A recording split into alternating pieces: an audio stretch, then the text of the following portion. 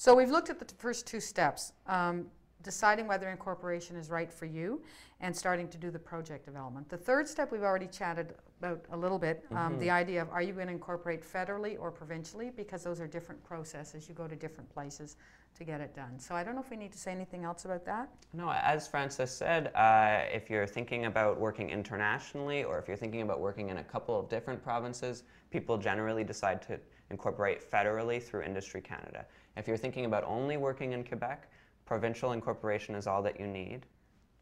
So let's go to the next step, which is go to the Quebec government website and read the documentation, because it's actually in some ways quite self-explanatory, and it's good to do a first read-through before you get into all of the details. After that... Absolutely. After that, we're starting to talk about the technical prep work. And I just want to emphasize, as you said, Frances, this guide tells you really exactly how to go about the steps to incorporating your organization. It's available in English and in French. So you can read through it, and the technical steps that we're going to talk about are all explained further there. They're also explained in our info sheet about incorporating your nonprofit.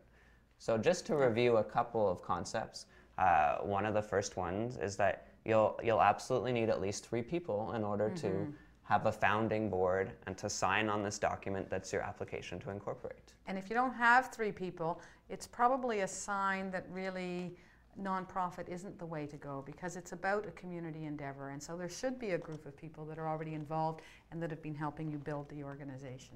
And this would be when I would want to take a moment to talk about some of the great people we've seen contact COCo who really want to do good social justice work. They really want to work with the community sector, but they realize over time that it would be just as all right for them to have a for-profit business. They could work as consultants, they could start their own small business and work for social justice, but they want to work on their own, and that's okay. Some of us are lone wolves, some of us, it makes more sense to be in that structure. Yeah, absolutely.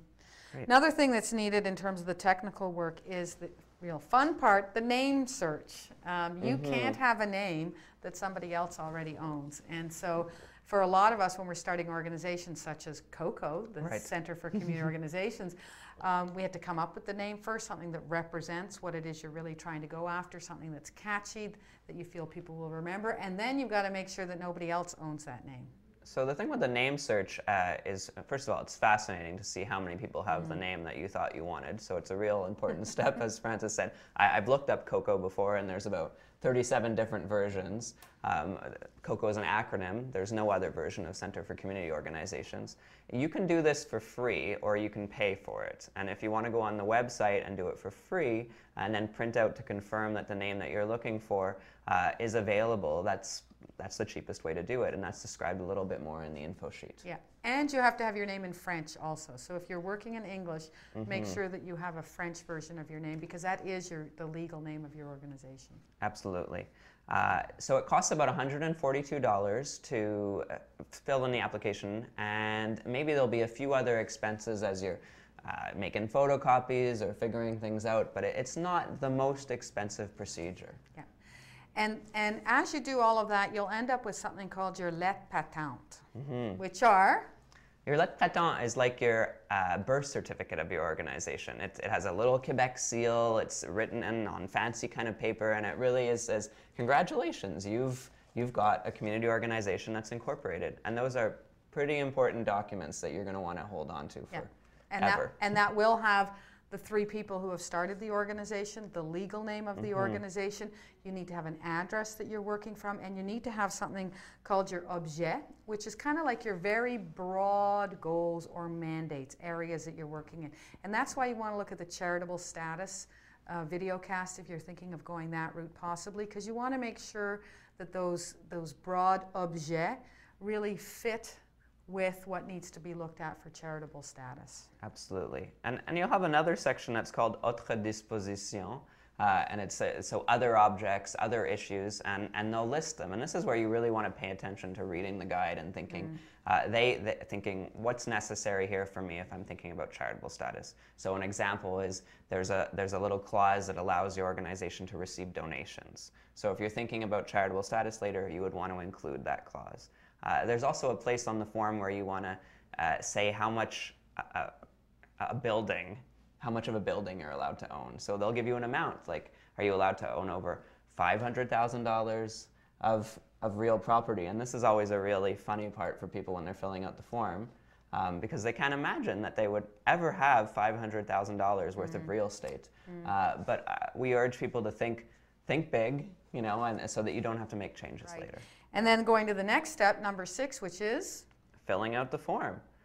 So here's where it's important to talk about the Quebec context for a moment. The form is available in English and in French, just like the guide, but you have to fill out the form in French. So the English version is just for reference. It's so that you understand the translation of the document, and you have to fill out the form in French. So one of the things you'll need to think about is translating whatever you're planning on writing and making sure that it's all in French. So for example, you have to write your board members, and you have to write what their occupation is.